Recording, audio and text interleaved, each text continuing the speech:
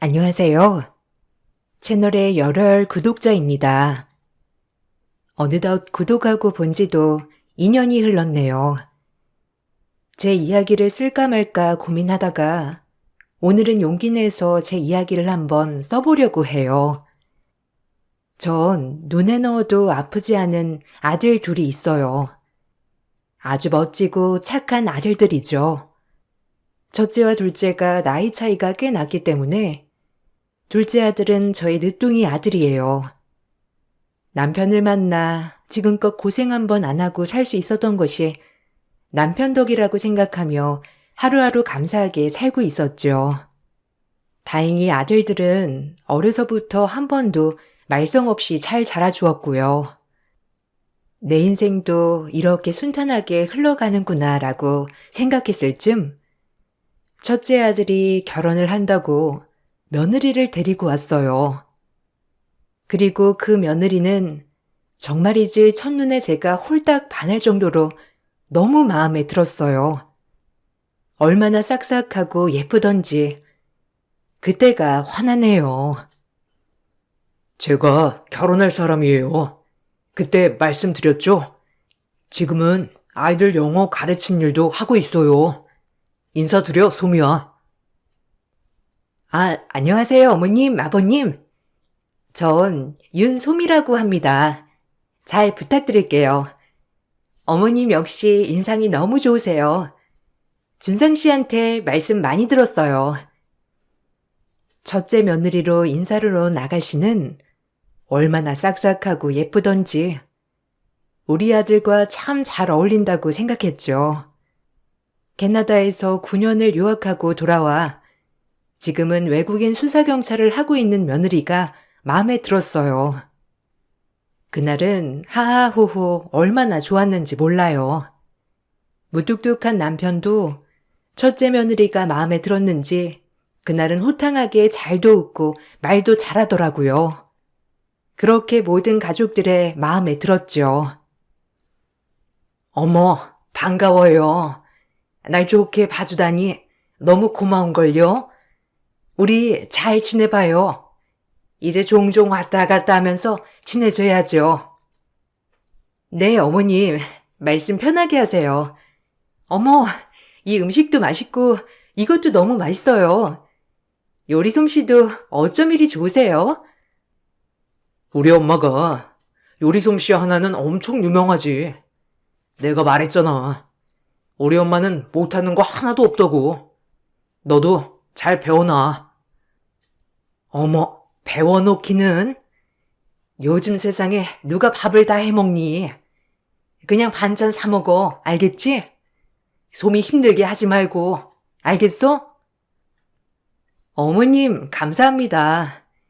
저한테 어찌나 요리 압박을 주던지. 가뜩이나 제일 못하는 게 요리인데 말이에요. 그렇게 화기애애한 분위기 속에서 식사 자리가 이루어졌고, 아직 고등학생인 둘째는 야간 자율학습으로 인해 참석하지 못하게 되었죠. 전 첫 만남이지만 제 며느리가 쏙 마음에 들었어요. 그렇게 첫째 아들과 결혼을 약속하고 결혼 준비를 이어가고 있었죠. 며느리는 캐나다에서 유학을 9년 정도 하고 와서 그런지 굉장히 쾌활하고 부침성이 좋았어요. 모든 친척들이 봤을 때도 참 잘 얻었다고 할 정도로 싹싹했어요. 요즘 친구들 중에도 저런 친구가 있구나라는 생각으로 마음에 쏙 든 며느리였어요. 아유, 진짜 잘 얻었다. 요즘 세상에 어쩜 저리 싹싹한 며느리가 있어? 영어도 잘해, 똑똑해. 며느리 잘 얻었다, 정말. 아유, 그러니까 말이야. 나도 마음에 쏙 들어. 우리 아들이랑도 너무 잘 어울리는 것 같고, 앞으로 내가 더 잘해줘야지. 아유, 우리 며느리도 저런 아가씨 얻었으면 딱 좋았을 텐데. 진짜 며느리 제일 잘 얻었단 말이야. 부럽다, 부러워. 아휴. 다행히 둘째 아들도 첫째 며느리를 참 마음에 들어 하더군요. 둘째 아들의 형수님이지만 때로는 누나처럼 잘 지냈어요. 그렇게 첫째 며느리는 저희 집의 이방인이 아닌 원래 가족이었던 것처럼 스며들었죠. 둘째 아들도 제 말은 잘 듣지 않더라도 첫째 며느리의 말은 잘 듣더군요. 아무래도 어려운 사이라서 그랬던 것 같기도 했고요. 딸이 없는 저로서는 딱 딸 같은 며느리 그 이상이었죠. 집안에 사람이 잘 들어야 한다는 말이 정말 딱인 것 같을 정도로 첫째 며느리를 잘 얻었다고 생각이 들었어요. 얼마나 좋던지. 제가 도련님 옷 좀 골라봤어요, 어머니. 결혼식에 입고 와야 할 옷인데 도련님은 이런 스타일이 더 잘 어울리는 것 같거든요. 어머님이 보기엔 어떠세요? 오늘 도련님이랑 준상 씨랑 같이 쇼핑하고 밥도 먹었는데 도련님이랑도 너무 잘 맞는 거 있죠? 어머, 딱이다. 첫째 니가 아주 보는 눈이 있어서 옷도 잘 골랐네. 니 형 결혼식에 이 옷 입고 가면 되겠다, 준서가. 안 그러냐? 네, 맞아요. 형수님이 옷도 잘 골라주고 어찌나 센스 있던지. 내가 지금 가지고 있는 옷보다도 더 괜찮은 것 같다니까. 형수님, 고마워요. 고맙긴요. 이제 가족인데 도련님 패션은 제가 책임지겠습니다. 저도 준상 씨 덕분에 좋은 사람들을 만나게 돼서 너무 좋아요. 그렇게 첫째 며느리는 저희 집의 안성맞춤이었어요. 그렇게 결혼식을 진행하게 되었고 사돈어른들을 배웠을 때 역시나 고운 딸 곱게 키워주신 분들 같이 정말 점잖으셨어요. 우리 아들이 언제 이렇게 커서 장가를 가나 했더니 첫째 아들 장가를 보내고 나서 참 많은 생각이 들더군요.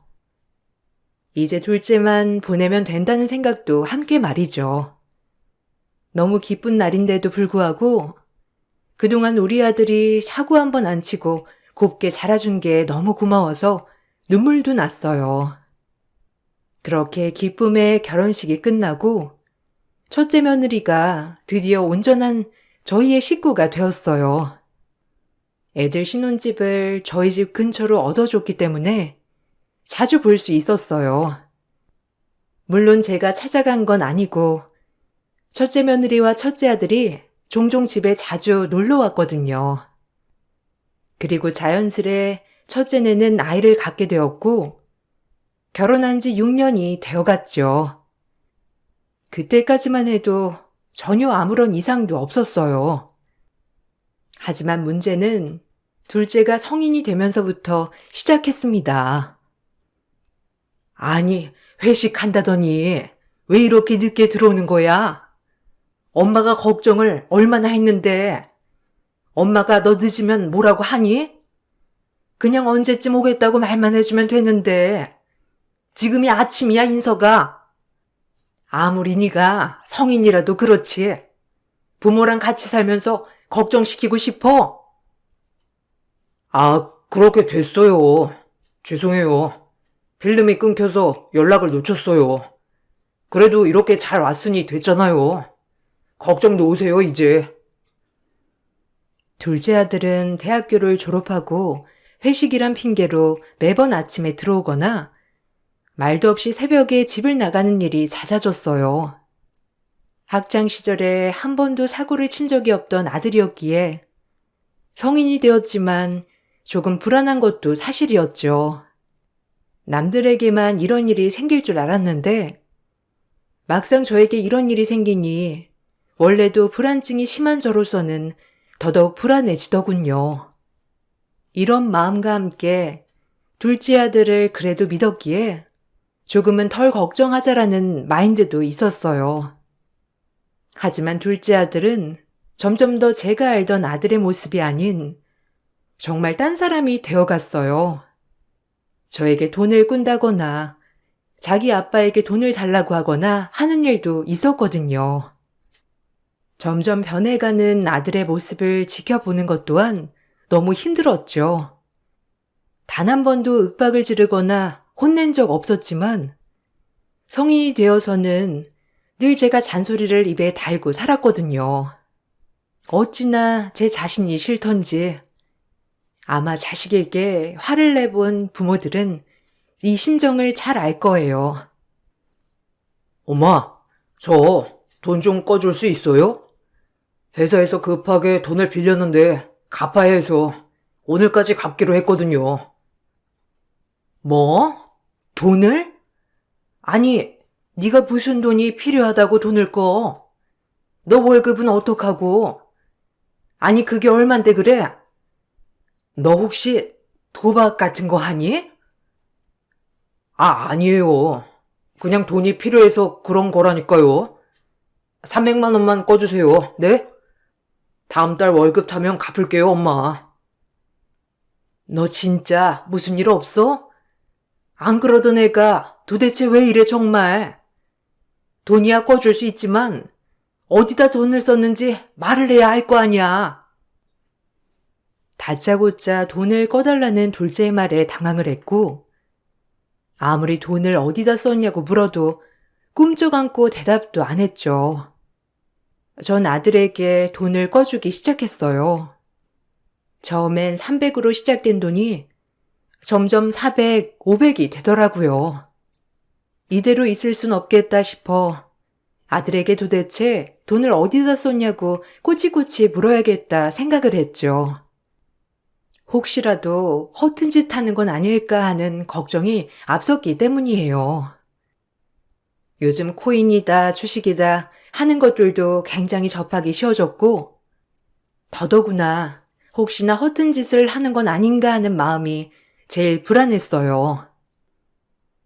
사실대로 말해. 너 무슨 돈이 그렇게 필요하다는 거야? 네가 사업을 하는 애도 아니고 직장인인데 아니 직장 월급은 어쩌고. 그냥 쓸 데가 있어서 그랬어요. 그냥 엄마는 모른 척 해주시면 안 될까요? 다시 돈 끌 일 없을 거예요. 그러니까 걱정 안 하셔도 돼요. 걱정을 안 하기는? 어떻게 엄마가 아들 걱정을 안 하니? 너 진짜 어떻게 된 거야? 어? 요즘 말도 부쩍 안 하고 너 같지도 않아. 밤새 안 들어오는 건 기본이고 뭐 했냐고 해도 대답도 않고 엄마가 너 믿어줄 때 행실 똑바로 해. 알겠어? 엄마는 너 믿는다. 절대 대답을 하지 않는 아들이 너무나도 답답했지만 어르고 달래도 대답을 하지 않는 아들의 입을 여는 건 쉬운 일이 아니었어요. 그렇게 아들 걱정에 하루하루 지새우고 있을 무렵 첫째 며느리가 잠시 캐나다에 볼일을 보러 가는 일이 있었어요. 한국에 나온 후 처음으로 캐나다로 들어가는 일이기도 했죠. 전 그렇게 큰 며느리 배웅을 해주고 마음 한편엔 아들에 대한 걱정이 앞서고 있었습니다. 출장 때문이기도 했지만 그동안 큰 며느리를 많이 의지해왔기에 갑작스럽게 떠난다고 하니 마음이 착잡하더라고요. 어머님, 저 잘 다녀올게요. 혹시 무슨 일 생기시면 바로 연락해 주세요. 오래 가는 것도 아닌데 이렇게 오두방정을 떠네요. 아니야. 몸 조심하고 너야말로 혹시라도 무슨 일 있으면 바로 연락하렴. 잘 다녀와. 일도 일이지만 친구들도 만나고 알겠지? 나도 같이 갔어야 하는데 일 때문에 도무지 시간을 뺄 수가 없네. 이서 걱정은 하지 말고 당신 잘 다녀와. 일도 잘 마무리하고. 그렇게 첫째 며느리를 배웅해 주었어요. 일 때문에 캐나다를 들어간 첫째를 뒤로하고 전 여전히 둘째 걱정을 하고 있었습니다. 둘째는 여전히 집에 안 들어오거나 늦게 들어오는 일이 잦았고 그렇게 걱정만이 앞서고 있을 때 어느 날 둘째가 느닷없이 얘기하더라고요. 결혼을 하겠다고요. 26살인 나이가 많다면 많지만 결혼하기엔 어린 나이에 결혼을 한다고 하니 걱정부터 생겼죠. 그것뿐만 아니라 상대방은 7살이나 많은 연상이었으니까요. 어느 부모가 받아들일까요? 솔직히 처음엔 납득하기 힘들더라고요. 아니, 무슨 말이야? 결혼이라니? 아니, 춘서가, 너 26살이야. 얼마 전까지 300도 없어서 엄마한테 꾸고 그랬잖아. 근데 결혼? 허락해 주세요. 정말 사랑하는 사람이란 말이에요. 그 사람도 저 많이 사랑하고 나이는 많지만 좋은 사람이에요. 네? 좀 천천히 생각하자. 아예 반대하는 게 아니라 네가 준비가 아직 안 되어 있는데 어떻게 결혼을 허락하라는 거야? 일단 네 형수 한국 들어오면 가족 다 같이 있을 때 다시 얘기하자. 너 지금 너무 성급한 거 알아? 생뚱맞게 무슨 결혼이야? 남편과 저는 천천히 생각해보자고 달랬지만 아들은 끝까지 결혼을 밀어붙였죠. 너무 답답했어요. 그럼 그동안 돈을 가져간 게 저 여자 때문이었을까라는 생각도 들면서 별별 생각이 다 들더라고요. 그래서 아들의 결혼을 좋게 볼 수만은 없었습니다. 아들이 소개해줄 여자를 보기도 전에 이미 색안경이 가득 끼인 거죠. 그때는 왜 그렇게 모든 게 의심스럽던지 하루하루 피말라갔죠. 너 그동안 돈 한 푼 두 푼 꺼간 게 그 여자 때문이니? 엄마한테 솔직히 말해봐. 네가 그럴 리가 없잖아. 어떻게 된 거야? 아니에요, 그런 거. 돈이랑 그 여자랑은 아무 상관없으니까 그냥 엄마가 허락해 주세요. 다음 주 중으로 인사드릴게요. 너 진짜 그렇게 네 멋대로 그럴래? 아니, 뭐가 문제야? 엄마한테 말을 해보라니까. 혹시 빚 독촉 같은 거 받는 건 아니지? 아니라니까요. 엄마도 보시면 좋아해 줄 거예요. 나이는 많지만 그래도 따뜻하고 참 정 많은 사람이에요. 저한테 지금 제일 의지가 되는 사람이기도 하고요. 허락해 주세요. 전 꼭 결혼하고 싶어요. 절 제일 잘 알아주는 사람이거든요. 둘째는 무조건적으로 인사를 드린다고 하였고 방으로 들어가 버렸죠. 평소에 정말 고분고분하던 아들이었기 때문에 이런 통보 자체도 너무 당황의 연속이었어요. 그렇게 아들이 며느리감을 소개해준다고 통보한 그날이 다가왔고 전 그래도 우리 집에 처음 인사를 오는 것이니 진수성찬으로 밥상을 차렸어요. 우리 집에 처음 오는 손님이니 그래도 극진히 대접하고 싶었거든요. 그렇게 둘째가 결혼하겠다고 데리고 온 사람을 처음 보는 날 생각보다 순수한 인상에 많이 놀랐고 또 싹싹한 모습에 호감이 갔죠. 말이 없던 남편조차도 깜짝 놀랄 만큼 부침성이 좋았으니까요. 처음 의심으로만 똘똘 뭉친 제가 한순간에 마음이 눈녹듯 녹았어요. 엄마, 인사할게요. 제가 말씀드린 결혼하고 싶은 사람이에요. 인사해요, 지연씨. 여기는 어머니 아버지예요. 어머, 안녕하세요. 처음 뵙겠습니다. 많이 놀라셨죠? 갑작스럽게 결혼한다고 하니 어머님, 아버님이 많이 놀라셨을 것 같아요. 네, 반가워요. 그래도 생각했던 것보다도 인상이 더 좋으네요. 일단 추우니까 들어와서 식사부터 하죠. 얼른 들어와요. 어머, 힘드셨겠어요. 이렇게 많이 안 차려주셔도 되는데.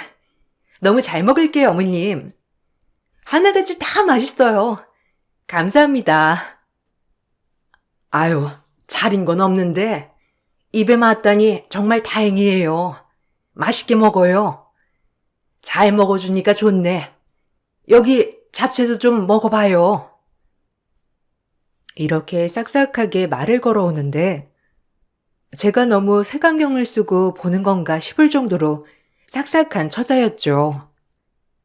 나이 차이가 아들과 7살 차이가 났지만 그래도 나이 차이가 뭐가 중요할까라는 생각도 들 만큼 말이에요. 둘째가 데리고 온 며느리감은 첫째와 성격이 비슷할 정도로 싹싹했어요. 그래 첫째와도 나이 차이가 얼마 나지 않으니 오히려 친하게 지내고 좋겠다 싶은 생각도 살짝 들었죠. 그렇게 전 첫 만남에 이미 둘째 며느리에게 마음을 뺏겨버렸습니다. 태생이 누구든 미워하지 말자라고 생각하기도 했지만 최대한 정말 사람 자체를 보고 싶었거든요. 그렇게 둘째 며느리의 댐댐이를 하나하나 보기 시작했죠. 참 곱더라고요. 어머님, 말씀 편하게 하세요. 그리고 아직 준석 씨가 어리지만 제가 옆에서 잘 내조할게요. 그러니까 허락해 주세요. 그럴까 그럼? 사실 우리 아들이 모아놓은 돈도 없고 그런데 갑자기 결혼을 한다고 해서 내가 너무 놀랐어. 네, 그러실만 하죠. 저 같아도 그럴 것 같아요. 하지만 제가 옆에서 잘 케어할게요.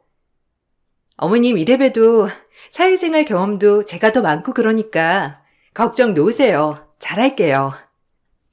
어머님이 걱정하시는 부분 뭔지 다 알아요. 아무래도 많이 걸리시겠죠. 사실 나이 차이 때문에도 그렇고 아무래도 우리 아들이 모아놓은 돈도 없다 보니까 걱정이 이만저만이 아니긴 했어. 근데 이렇게 실제로 보니까 오히려 내가 생각한 거랑 다르게 싹싹하고 참 좋네. 지연 씨가 마음에 드니까 걱정 마. 둘째 며느리가 될 아가씨는 허락을 구함과 동시에 본인이 잘하겠다고 어필했죠. 이렇게 대놓고 어필하다 보니 내가 괜한 사람을 오해했나 싶은 마음에 미안하기도 하더라고요. 그리고 나이 차이는 중요하지 않다는 생각과 함께 이 결혼을 허락하여야겠다고 생각했어요. 어차피 이왕 허락하는 거 좋은 마음으로 허락해주고 싶은 마음도 있었거든요. 아직 둘째가 철이 한참 없지만 결혼을 하면 변할 거라는 생각도 했고 둘째 며느리가 저렇게 든든하니 당연히 믿음직스럽다고 생각도 했고요. 남편도 마음에 드는 눈치더라고요. 그래서 한달음에 결혼을 허락했죠. 남편에게 재산이 많이 있었기 때문에 둘째 아들 결혼 준비도 문제는 되지 않았어요.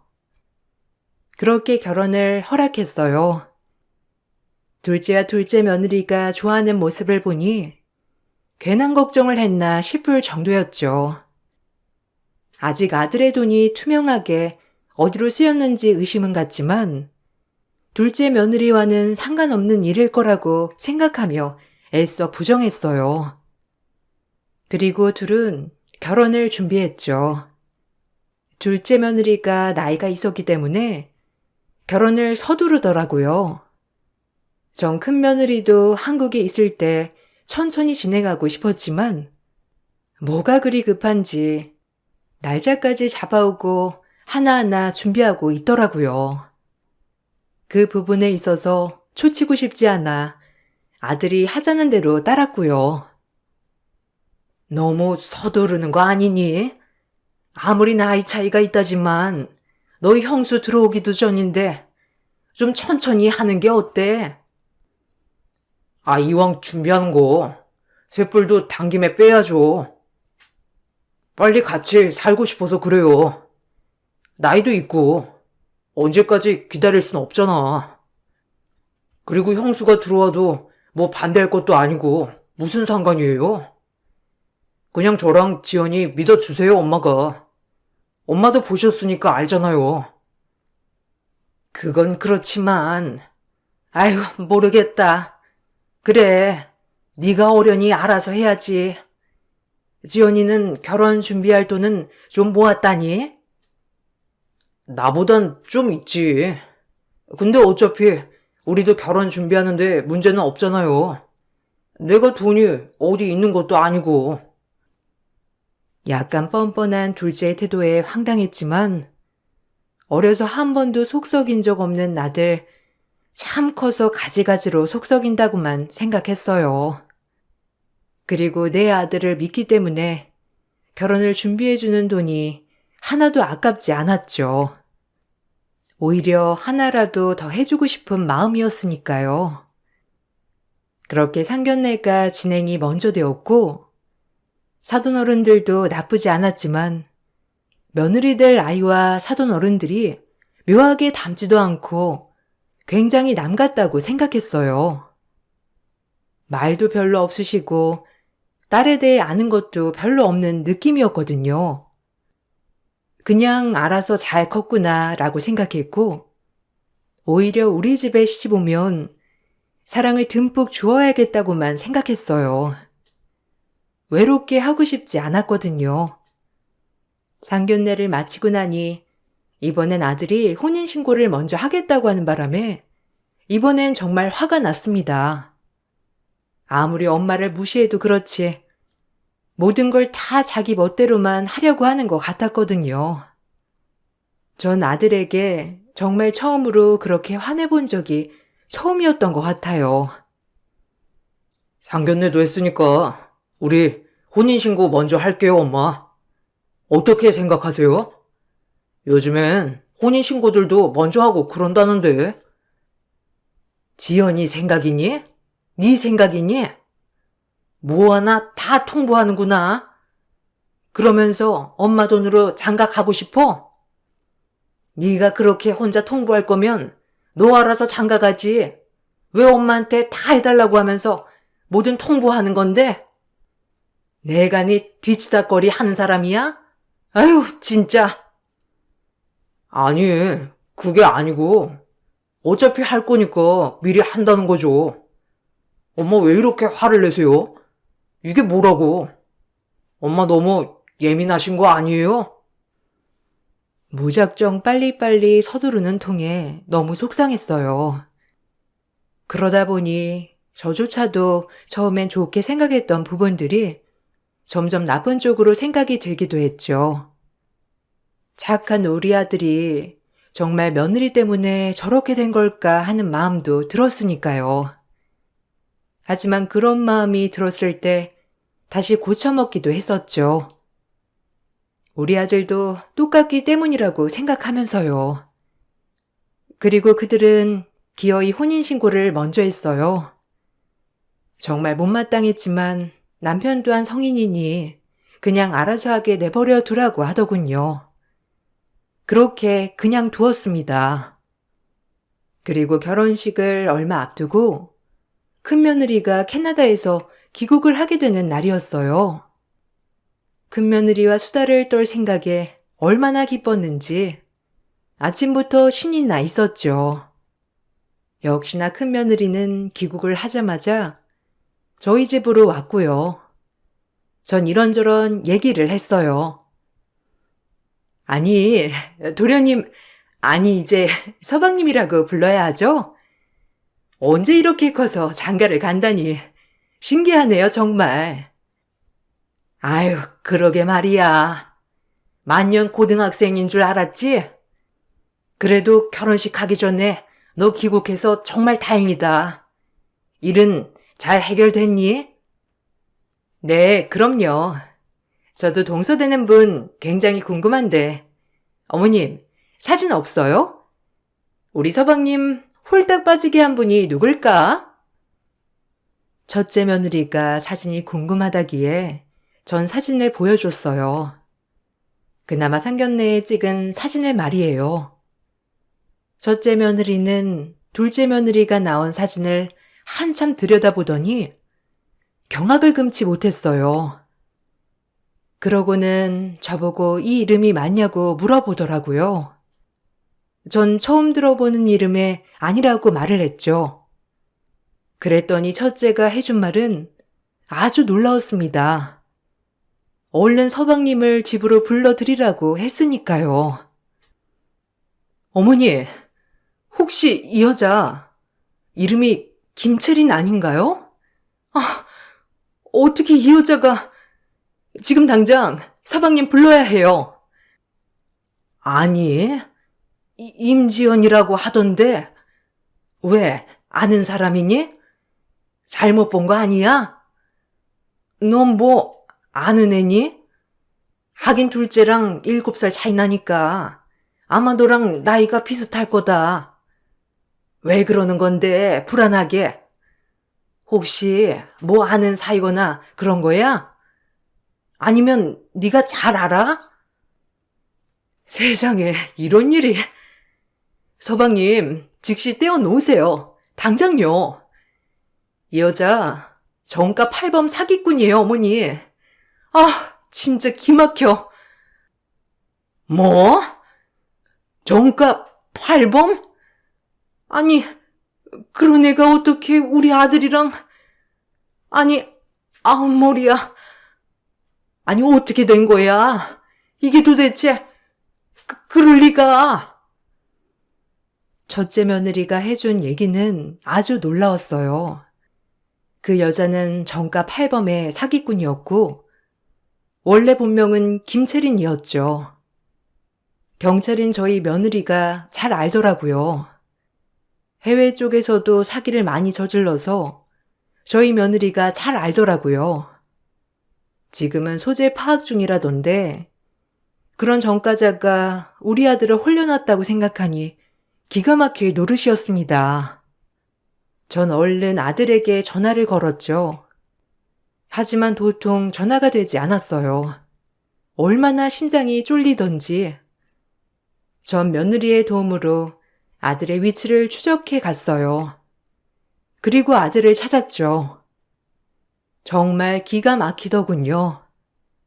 아들 위치를 추적해 간 그 순간 전 사상 초유의 광경을 보게 되었으니까요.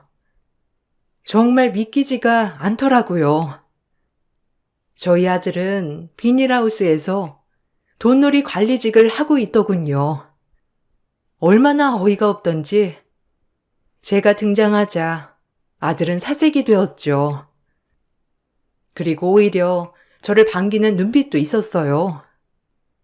제가 보기에 제 아들 눈은 엄마 이제라도 와줘서 고마워요 라는 눈빛이랄까요? 너 이게 뭐 하는 짓이야? 네가 왜 이런 데서 이런 일을 하고 있어? 어? 말해봐. 아니 그리고 너 네가 결혼하겠다고 하는 여자 뭐니? 엄마, 여기는 어떻게? 아니 여길 어떻게 찾아서 왔어요? 형수님도 귀국하셨네요. 엄마 죄송해요. 아니 전 나쁜 놈이에요. 이게 지금 네가 하는 일이야? 회사에 취직했다더니 돈놀이를 하고 있어 네가? 내가 널 어떻게 키웠는데? 이게 뭐 하는 짓이야? 어? 네가 이러고도 엄마 밥을 먹고 엄마한테 아무렇지 않은 척을 해? 네가 어떻게 그럴 수 있어? 너 준석이 맞니? 앞에서 소란을 피우자 그제야 뒤에서 한 여자가 등장하더군요.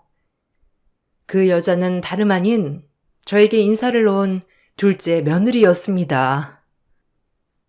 아, 무슨 일이길래 이렇게 소란스러워? 뭐, 손님이 오셨나? 앞에 무슨 큰일 났어요? 아, 참나 시끄러워서 원. 그렇게 한 발짝 다가오던 둘째 며느리, 아니 그 사기꾼은 저희를 보자마자 발걸음을 멈추었고 우뚝 서 있었죠. 당황한 얼굴을 하고 사색이 되더라고요. 저희 큰며느리를 보고도 더 놀라더군요. 큰며느리는 기가 막힌 채로 그 여자의 이름을 불러댔고요. 김채린, 오랜만이야. 너 여기서 돈놀이 하고 있었니? 네가 포주였어? 아, 사진 찍는다. 기가 막혀. 우리 서방님이 왜? 아, 젠장? 어머니, 오해예요. 혹시 이분이랑은 어떻게 아시는 거예요? 아니, 그냥 준석 씨가 한번 경험해보고 싶다고 해서요. 그 여자는 말도 안 되는 소리를 내뱉었고, 이윽고 알게 된 사실은 제 아들이 한 번의 실수로 발을 들인 곳은 이 비닐하우스 돈놀이장이었죠. 그리고 빚을 져 저에게 돈을 껐던 거고요. 근데 이 김채린이라는 여자가 제 아들 그리고 우리 집의 재산 수준을 알고 작정하고 꼬셨더라고요. 그러면서 서서히 저희 아들이 이 여자에게 빠져들면서 여기 비닐하우스에서 포주를 도와 관리 일을 하고 있었어요. 사랑이라는 말도 안 되는 족쇄로 이 사기꾼은 저희 아들을 가스라이팅하기 시작했고, 혼인신고 또한 빨리 하려고 한 이유도 재산을 빨리 빼돌려 본인이 한몫 챙기려고 했던 거죠. 저희 큰며느리 덕분에 모두 여기 있는 사람들은 검거되었어요. 물론 저희 아들도요. 도박을 했다는 것이 용서가 될 수는 없었겠죠. 얼마나 화가 나고 어이가 없던지 내가 자식을 그렇게 잘못 키웠나 싶더라고요. 그리고 마땅히 벌을 받아야 한다고도 생각이 들었어요. 그래야 정신을 차릴 것 같았거든요.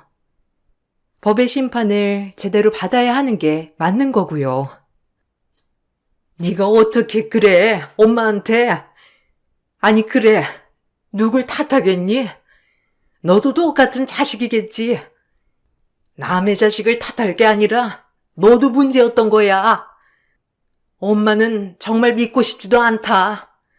어떻게 이런 일이, 속상해 정말. 말이 되는 상황이니 이게? 아들은 아무 말이 없더라고요. 본인도 이제서야 정신을 차린 듯 했죠.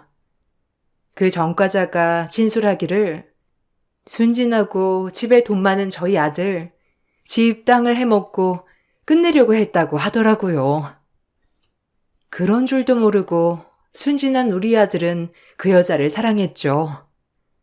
거기다 돈놀이까지 하고 말이에요. 전 아들과 그 여자에게 똑같이 말했습니다. 아들은 그제야 본인의 잘못을 뼈저리게 느끼더라고요. 둘 다 똑같이 벌받아. 실수 한 번이야 할 수 있지. 그런데 벌은 받아야 하지 않겠니? 그리고 당신, 우리 아들 꼬셔서 한몫 단단히 챙기려고 했다면서? 이 결혼 무효야. 혼인신고 무효소송도 할 거니까 기다려. 나쁜 년. 이렇게 양의 얼굴을 하고. 엄마, 죄송해요. 이제서야 제가 뭘 잘못한지 크게 알 것 같아요. 처음이 무섭지. 점점 중독되어가는 제 자신이 저도 무서웠어요. 나야 뭐, 또 깜빵 갔다 오면 되지. 뭐 전 익숙해요. 당신 그 못난 아들이나 잘 관리해요. 어리바리 해가지고. 입 다물어. 너 이번엔 구범이야. 이번에 순순히 나올 수 있을 것 같아? 도박에 결혼 사기에. 이번엔 오래 있어봐라. 알겠어? 나쁜 년. 아니, 오래 있다니요? 아, 저 반성하고 있다고요. 아니, 형사님이 이 집 며느리인 줄 알았으면 이 남자애 절대 안 건드렸지. 정신 차려. 나이도 새파랗게 어린 것이 남의 등이나 처먹으려고 하고. 너네 진짜 부모가 이런 거 아시니? 우리 아들도 반성하고 벌 받아야지만 너란 년도 참 답 없다 이년아. 가서 정신교육 제대로 받고 나와. 알겠어? 이 나쁜 것. 어머님, 법이 심판해 줄 거예요. 너무 걱정 마세요. 너 잘 걸렸어. 언제나 또 걸릴 줄 알았지. 이번에 9번째지? 가지가지다 너란 애도. 그저 본인의 반성보다 잘못 걸렸다고 생각하는 저 여자를 보니 참 소름이 돋았어요. 그렇게 저희 아들과 그 사기꾼 여자는 벌을 받았습니다. 저희 아들은 전과가 없기도 해서 징역 2년에 집행유예 3년을 선고받았고 곧 혼인 무효 소송을 했죠. 결과는 혼인 무효 처리가 되었어요. 며느리에게 들어보니 그 여자는 여죄가 많아 징역 12년을 선고받았다고 하더라고요.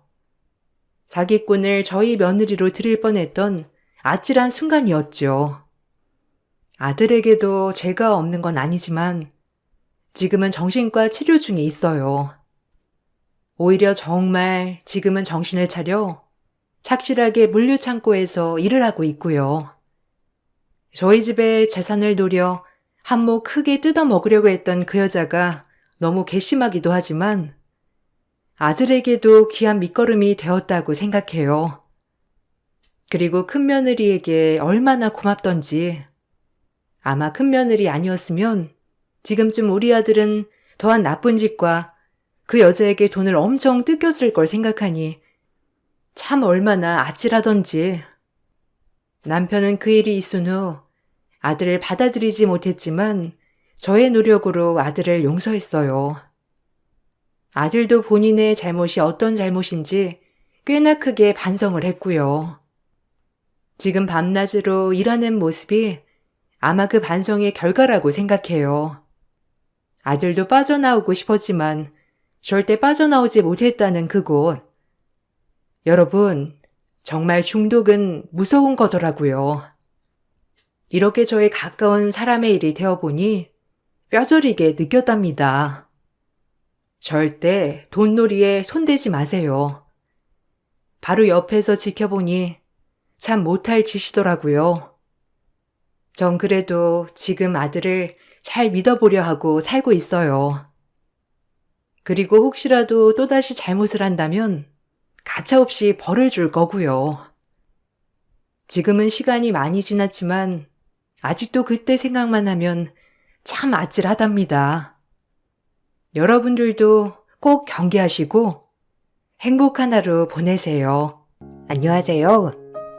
날이 선선해지고 있는 요즘 이맘때 날씨가 되면 그때의 기억이 떠오르곤 해요.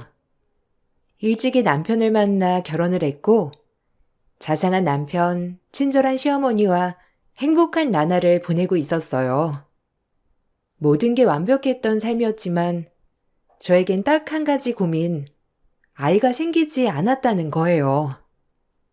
아이가 생기지 않자 시어머니는 오히려 제가 부담이 될까봐 아이에 관한 부담은 절대 주시지 않으셨고 남편 또한 마찬가지로 아이보다도 제 마음을 헤아려 주었어요. 하지만 전 그런 마음들이 오히려 힘들었죠. 나만 빠지고 새로운 아내를 얻어 결혼한다면 이 집안의 대를 이을 수 있을 텐데 라는 생각이 머릿속을 복잡하게 만들었어요. 요즘엔 아이 없어도 잘 살더라. 아직 나이가 어린데 무슨 걱정이니? 천천히 생각해.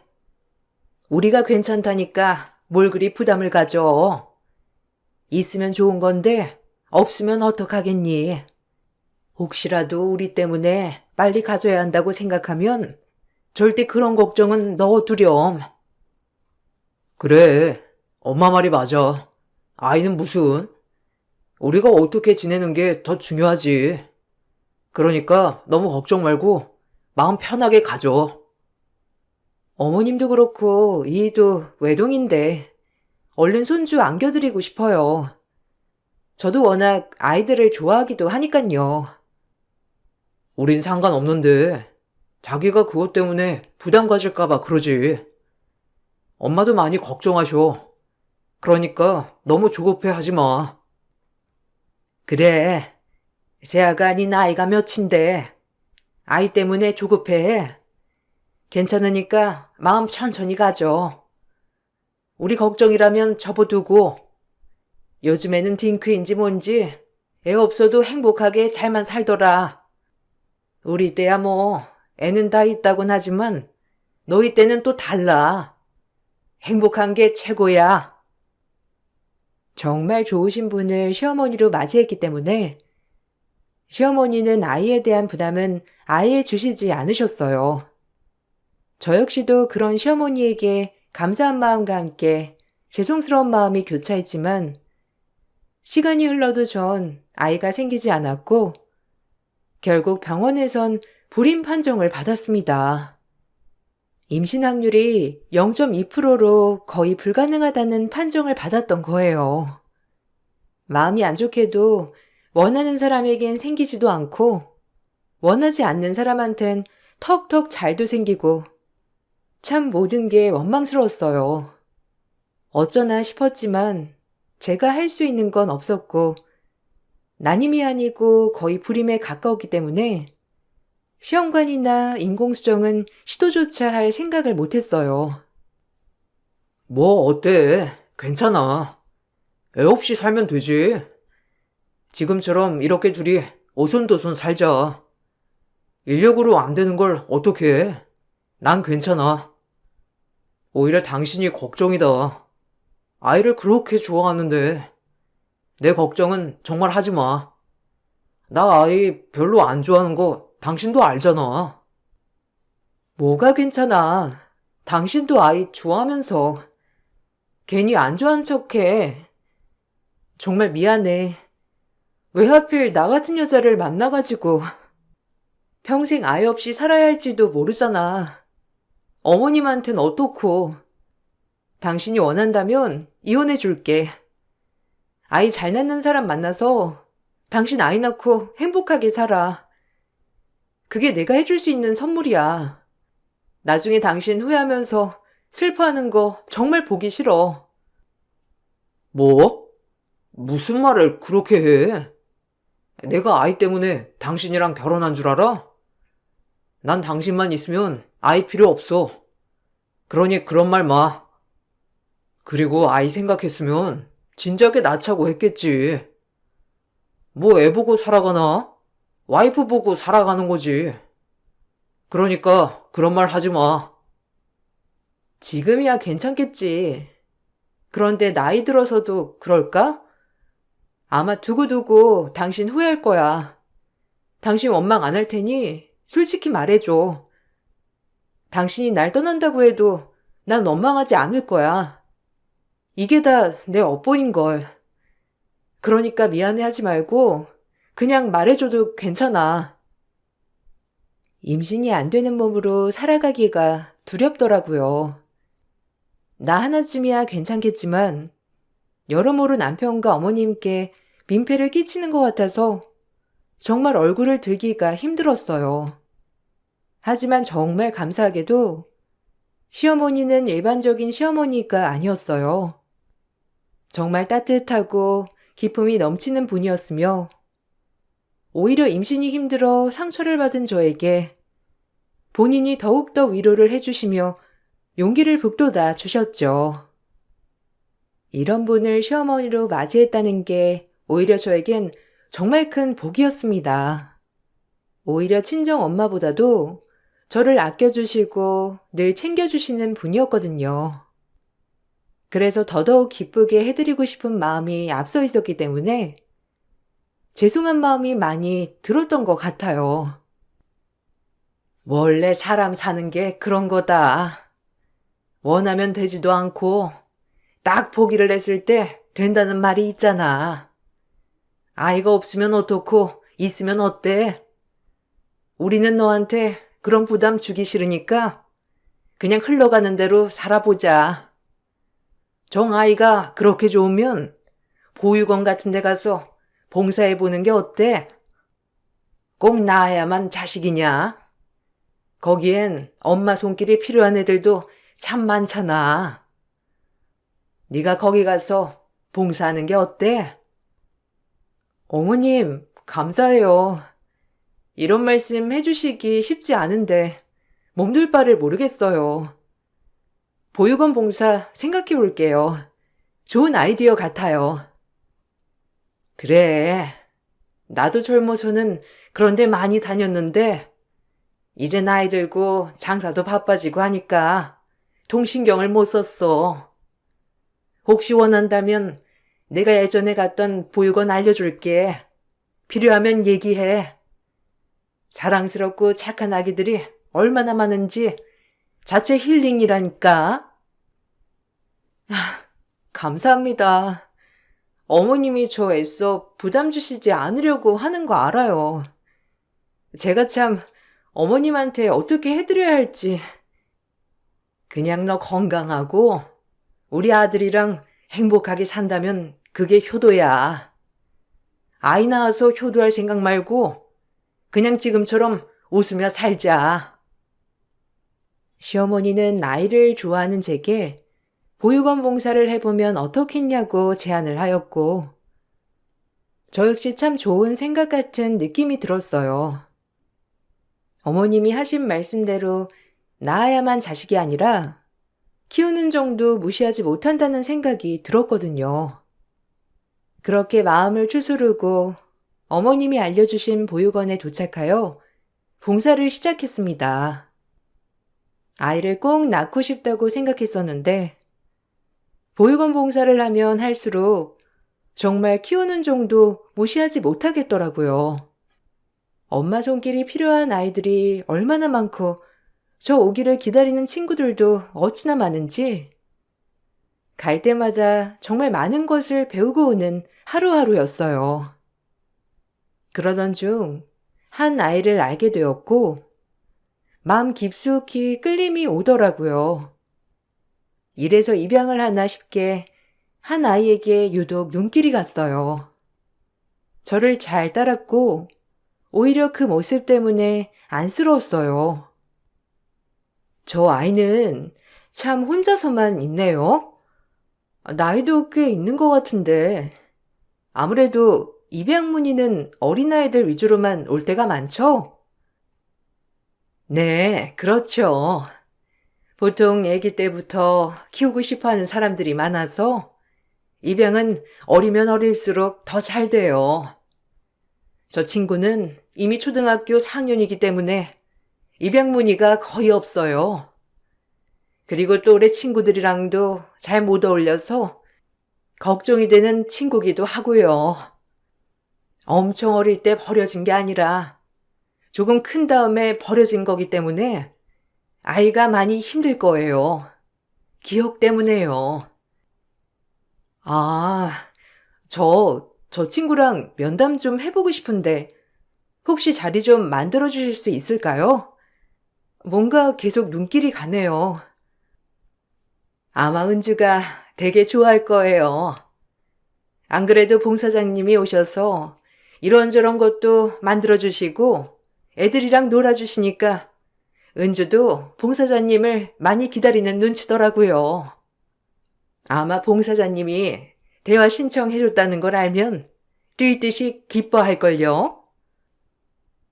이상하게 눈길이 가는 친구와 대화를 하고 싶어 원장 선생님께 부탁을 하였고 그렇게 면담을 하게 됐어요. 신기하게도 성격도 싹싹하고 눈치도 빠른 그 친구가 되려 안쓰러운 마음이 들더라고요. 제가 면담을 신청한 게 본인이 입양될지도 모른다는 생각을 해서 그런지 면담하는 내내 저에게 잘 보이려고 애쓰는 그 모습들이 오히려 애잔하고 마음이 아팠어요. 아줌마, 제가 안마해 드릴게요. 저 안마 되게 잘하거든요. 아줌마 아까 빨래하는데 힘들어 보여서 제가 해드리고 싶었어요. 은주야, 이렇게 하지 않아도 돼.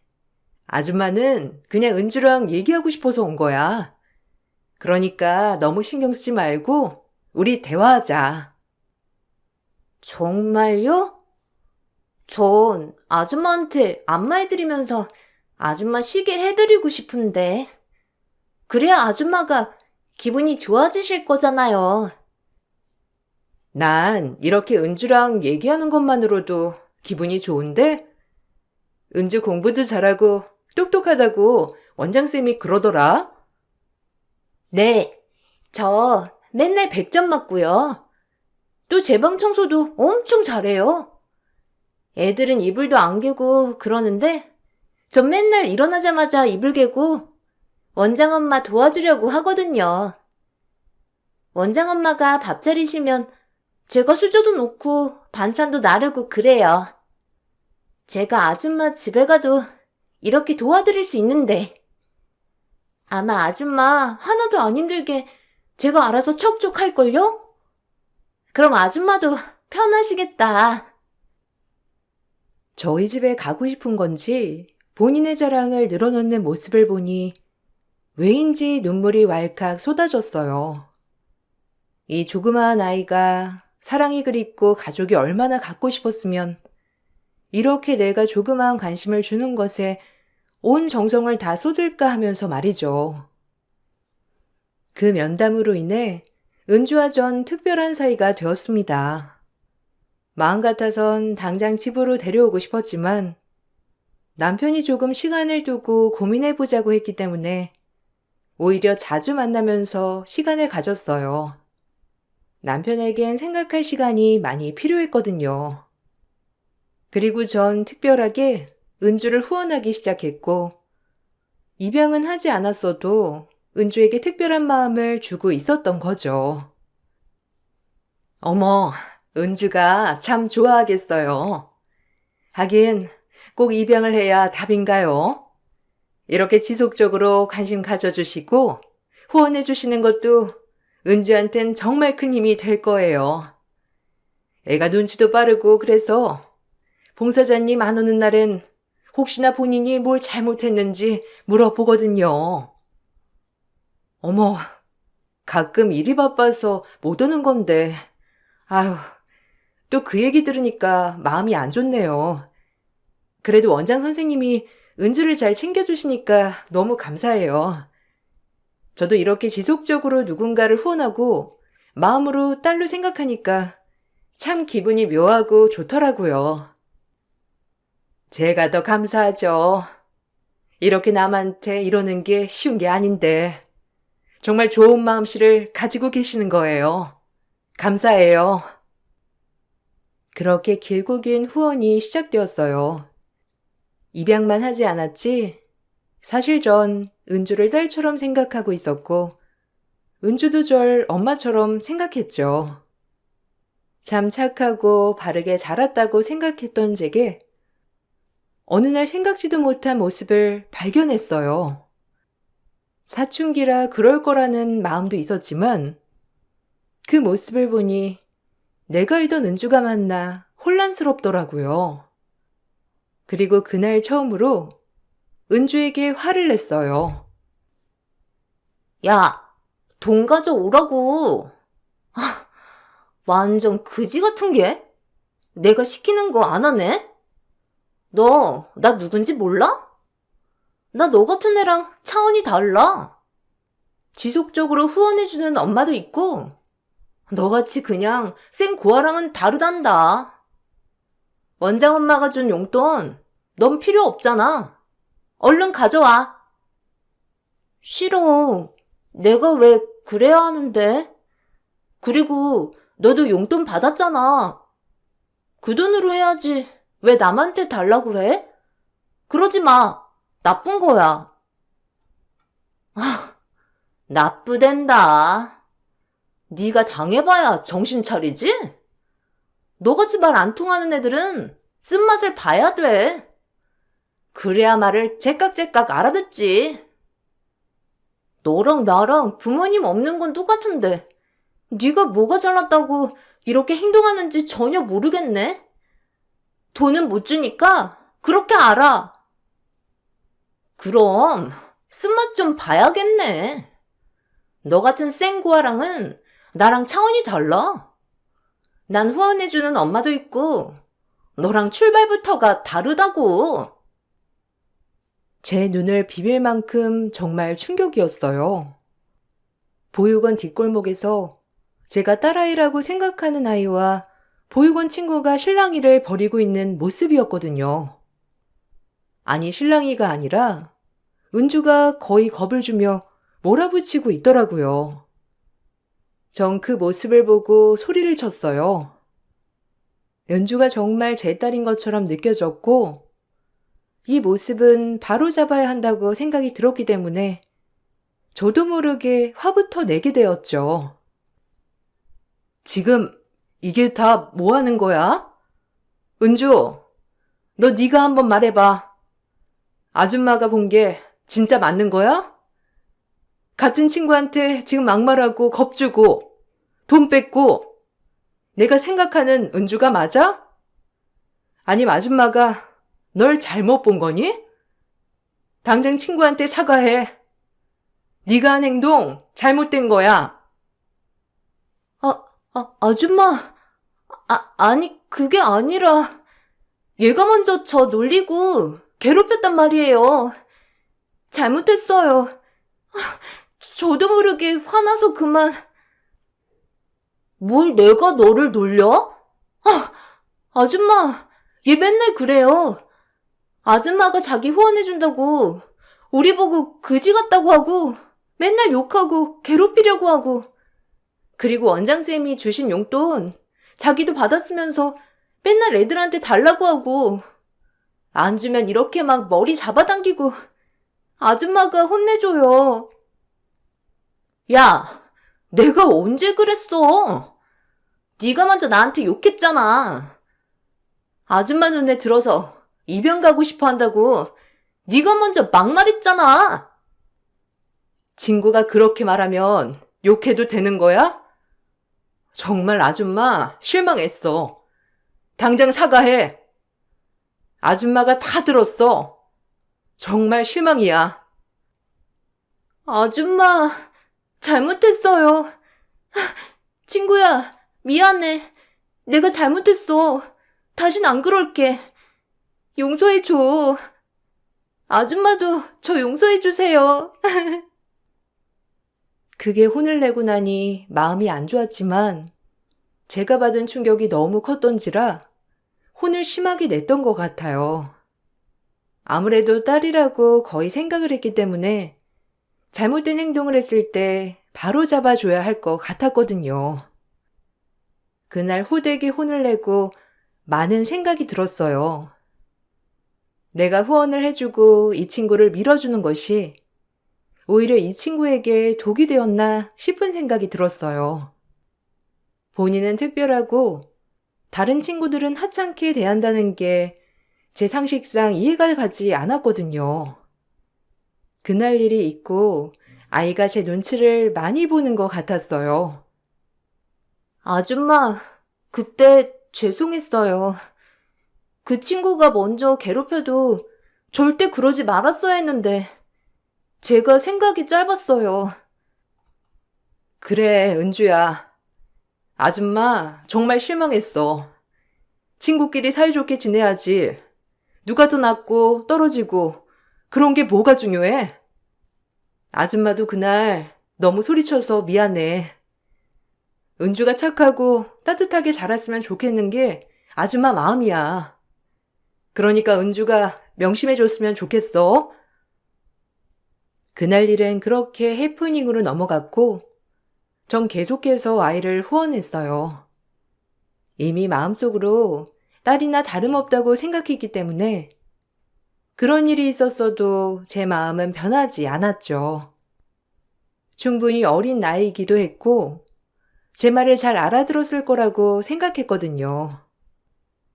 그리고 시어머니도 제가 정기적으로 후원하고 있다는 친구가 있는 걸 알아서인지 참 많이도 보고 싶어 하시더라고요. 나도 보고 싶다. 네가 후원한다는 친구. 만약 입양을 한다면 나한텐 손녀딸이 될 텐데 너무 궁금한 거 있지? 나중에 일가 마음의 문을 활짝 열었을 때 정식으로 소개해 드릴게요. 아직 이는 마음의 준비가 필요한가 봐요. 참, 나보다도 더 꽉 막힌 거지. 요즘 세상에 낳으면 어떻고 입양이면 어때? 안 그러냐? 난 그래도 네가 이렇게 웃음을 되찾아서 너무 보기 좋다. 한참 병원 다닐 때만 해도 축 처져서 내가 보기가 힘들었거든. 지금은 그때랑 많이 달라졌어. 어머님 덕분이에요. 저 항상 신경 써주시고, 보육원 봉사도 알아봐 주시고, 제가 어머님한테 갚을 게 참 많죠. 오히려 어머님은 어머니가 아니라 제 친정엄마 같은 느낌이 들 때가 한두 번이 아니라니까요. 제가 더 잘할게요. 어머니, 감사해요. 그 무엇과도 바꿀 수 없는 어머니의 사랑이었어요. 제 인생에 가장 큰 복이 있다면 지금의 시어머니를 만났다고 해도 과언이 아니었죠. 그렇게 시간은 흘렀고 입양을 전제로 하는 저의 후원은 계속되었어요. 호적상 입양은 하지 않았지만 남편도 어느 정도 마음의 문을 열어 남편과도 같이 셋이 만나 밥도 먹는 사이도 되었거든요. 하지만 남편은 그때까지도 조금 고민을 하는 눈치였어요. 그도 그럴 것이 입양이라는 건 평생 내 자식처럼 끝까지 책임을 져야 하고 정말 나 자신한테 하는 것처럼 희생할 마음의 준비도 필요했기 때문에 남편이 이렇게까지 길게 고민하는 이유를 다 이해했어요. 그래서 조금도 보채거나 서두르지 않았고요. 입양하는 건 정말 좋은 취지지만 내가 남의 아이를 잘 거둘 수 있을지가 의문이야. 지금 당신이랑 이렇게 둘이도 너무 좋은데 꼭 입양을 해야 하나 싶고 지금처럼 당신이 원하는 대로 후원하면서 이렇게 가깝게 지내면 안 될까? 은주가 나한테 살갑게 대하는 거 나도 아는데 뭔가 은주를 보면 확 끌리지가 않더라고. 당신이 내 의견 존중해 줬으면 좋겠어. 당연히 존중하지. 어떻게 입양을 내 마음대로 하겠어. 당신 의견도 중요하지. 그래도 어머님이 하신 말씀도 있으니까 잘 생각해봐. 은주도 얼마나 당신한테 잘 보이고 싶으면 그렇게 하겠어. 천천히 고민하고 결정해도 늦지 않으니 그때 알려줘. 미안해. 나도 남자답게 확 결정짓고 싶은데 참 그게 안 되네. 아무래도 고민하는 건 시간이 걸릴 것 같긴 해. 이해해줘. 그렇게 입양에 대해 저희 부부가 진지하게 생각하던 그때 은주는 고등학교도 졸업하고 성인이 되었어요.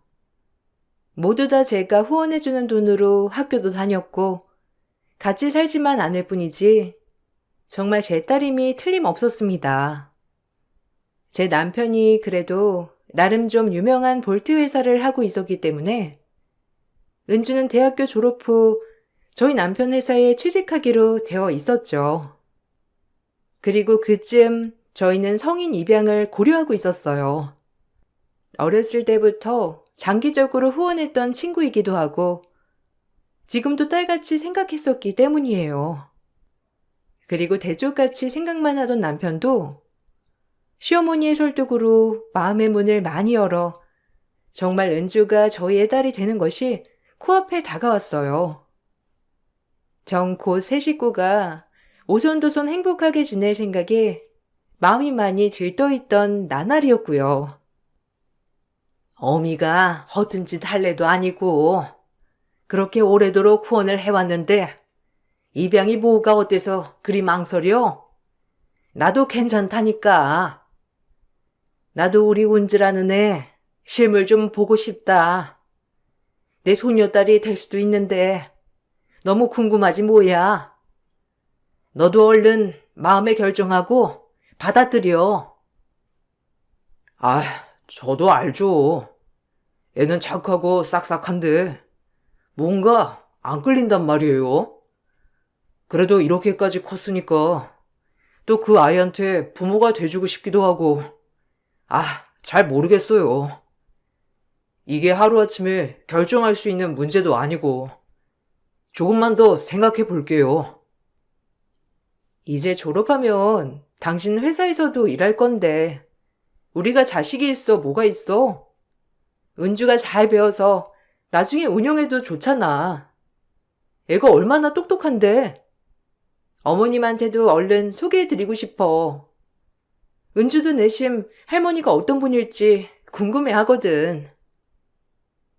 남편이 일주일만 생각할 시간을 달라고 했고, 전 그 말의 의미를 간파했어요. 아마도 남편은 완전히 은주를 받아들일 준비를 하고 있던 거예요. 그렇게 저희에게도 입양이라는 것이 코앞에 다가올 때쯤 전 회사 사람에게 엄청난 비밀을 듣게 되었습니다.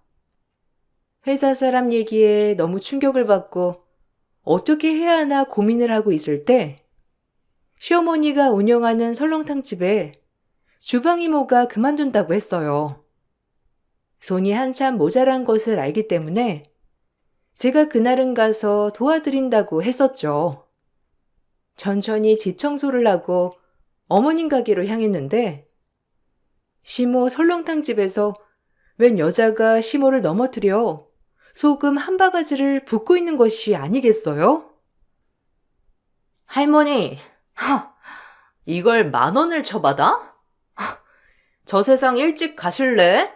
아우 진짜 살다 살다 이렇게 맛 더럽게 없는 설렁탕은 처음이네.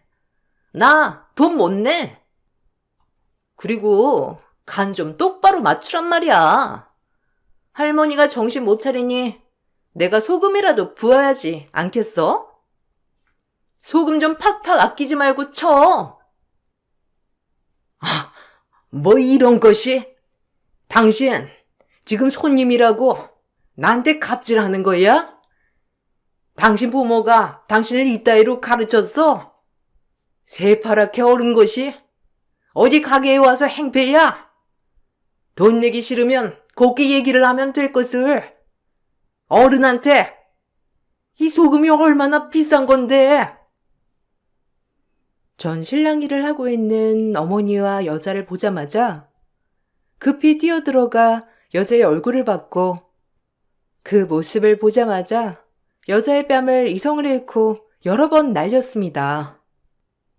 그 여자는 다름 아닌 제가 지속적으로 후원했던 은주였기 때문이에요. 정말 치가 떨리더라고요. 아줌마? 아줌마가 여긴 어쩐 일이에요? 그게 아니라 설렁탕이 너무 맛없는데 이 할머니가 저한테 가격을 온빵 뒤집어 팔려고 하는 거예요. 그래서 어쩔 수 없었어요. 아니 아줌마, 지금 상황만 보면 오해할 수 있는데 진짜 오해거든요. 뭐? 아줌마? 아니 그럼 애미가 입양한다고 한 애가 바로 이것이란 말이야? 아이고, 아주 괴물을 후원했네.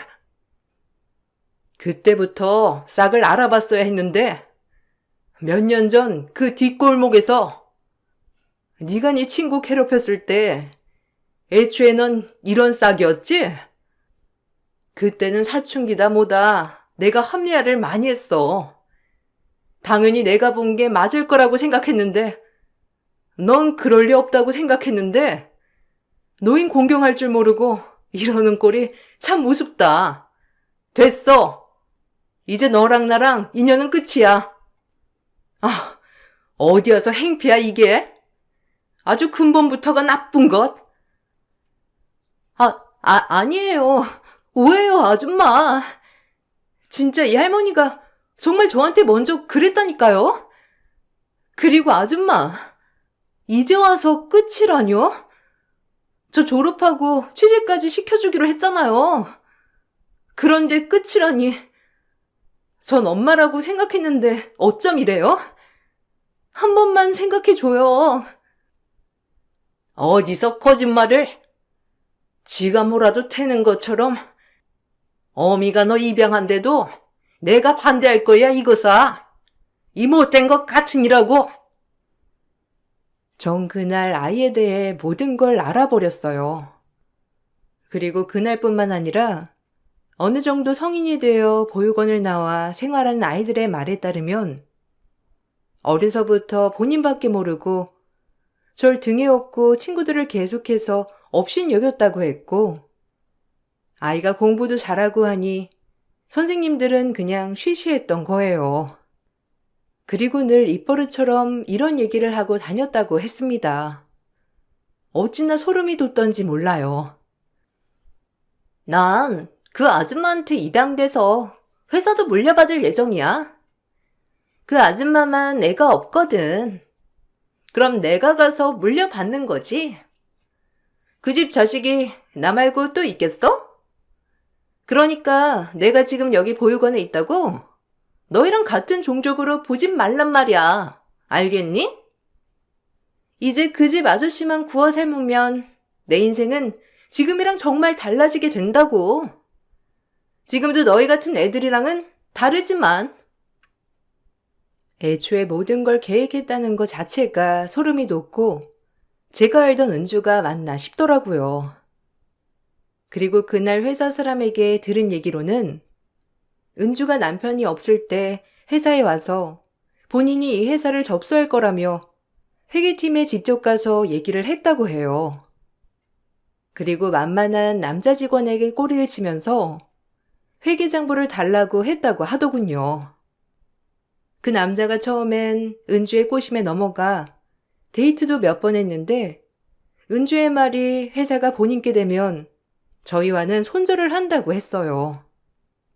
그 말을 믿을 수 없어서 고민을 하던 중에 이런 일이 터지자 확실히 인간은 잘못 본 죄가 한탄스럽더라고요.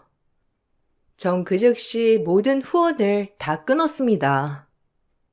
어차피 대학생이었기 때문에 딱히 저의 손길은 필요치 않았지만 그래도 지금 하고 있는 용돈이며 생활비, 방 월세 이런 것들을 다 끊어냈고 남편과 어머니에게도 다시 후원하지 않겠다고 했어요.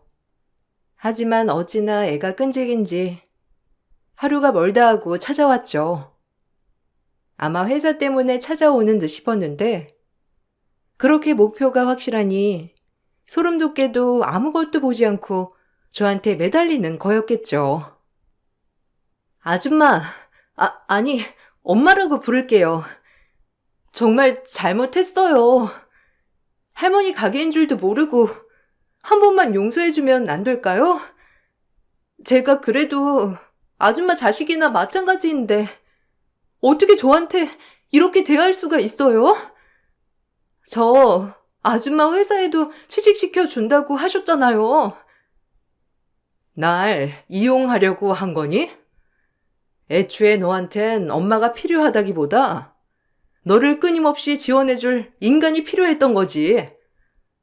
더더구나 회사에서 일도 시켜준다고 하고 머리 검은 짐승 왜 거두지 말라고 하는지 딱 알겠다. 그게 꼭 맞아. 이상하게 너한테 이렇게 뒤통수를 맞았는데 오히려 마음이 편해. 입양을 했다면 또 고민했겠지. 그런 너를 받아줄 수도 있었고. 이제 그만 너랑 인연은 끝이야. 지금부터 네가 벌어서 네가 학교 다녀. 비싼 월세, 용돈 다 네가 벌어서 하라고. 나 진짜 너 같은 애 진절머리 나니까. 그리고 너 우리 회사 네가 접수한다고 했다며? 모든 게 네 손아귀에 들어가면 어쩌려고 했니? 이렇게 어린데도 불구하고 무서운 생각만 하는 널 난 정말 이해를 못하겠다. 남 깔보기나 하고 지가 뭐가 잘났다고. 이제 끝이야 너랑은. 그리고 네가 회계팀까지 접근한 이상 난 너 용서 못해. 우리 집 뒤통수 치려고 한 거잖아. 너한테 후원한 돈 다시 찾아올 거야.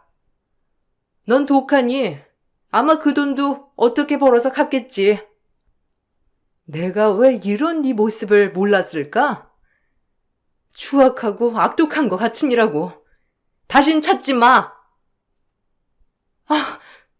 아줌마가 해주기로 한 건 해줘야죠. 그리고 아줌마도 자식이 없는 입장에서 뭘 그렇게 뻣뻣하게 굴어요? 내가 친자식이었어도 이럴래요? 그냥 자식이 좀 버릇 없었다고 생각하라고요. 그 정도는 해줄 수 있잖아요. 그니까 좀 봐줘요. 네? 그리고 어차피 나 입양했으면 그 회사 제 것 아니에요? 제가 물려받을 거잖아요. 그런데 뭘 그러냐고요? 어차피 그런 운명인데. 제가 알던 은주가 맞나 싶을 정도로 정말 돌변하더라고요. 정말이지 절 이용할 생각임이 분명했고, 제가 너무 어이없고 황당해하자 같이 얘기를 듣고 있던 시어머니는 주방에 들어가 양동이에 물 한 바가지를 퍼서 은주에게 냅다 뿌려버렸어요. 이 나쁜 것 같으니라고? 사람이 고맙고 베풀 줄 알아야 사람이지. 어디서 못된 것만 배워가지고 당장 나가라. 이제 너랑은 인연 끝이니까.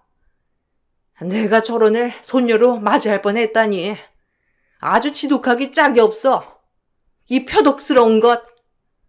어미, 뭐하냐? 당장 내쫓아 저거. 내 아들 아니었으면 진작에 호적에 올릴 뻔하네. 아유, 심장 떨리지. 정말 저것도 인간이라고.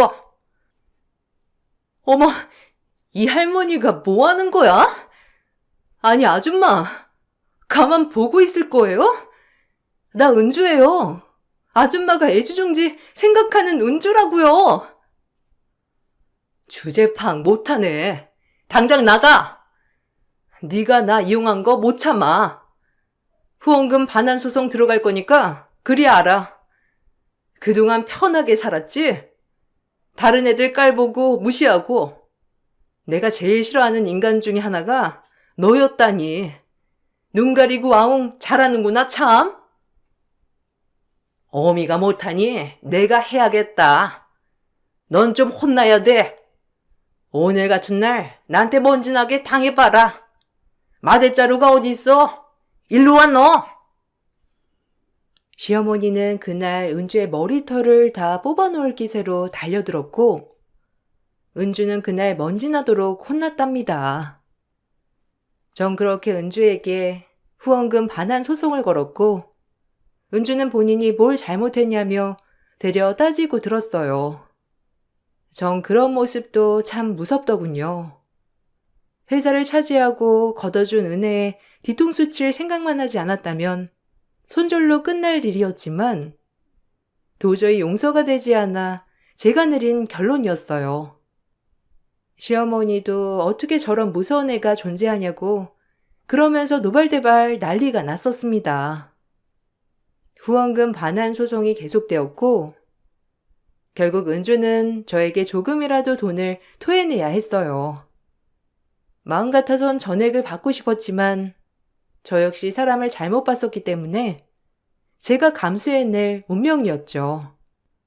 너무 충격적이어서 일이 어떻게 됐는지 후다닥 지나갔지만 결국 은주는 대학교를 다니며 용돈을 벌러 이곳저곳 아르바이트를 다녀야 했고 그 와중에 저에게 받은 후원금을 일정 금액 돌려줘야 했기 때문에 학교를 그만뒀다고 들었어요.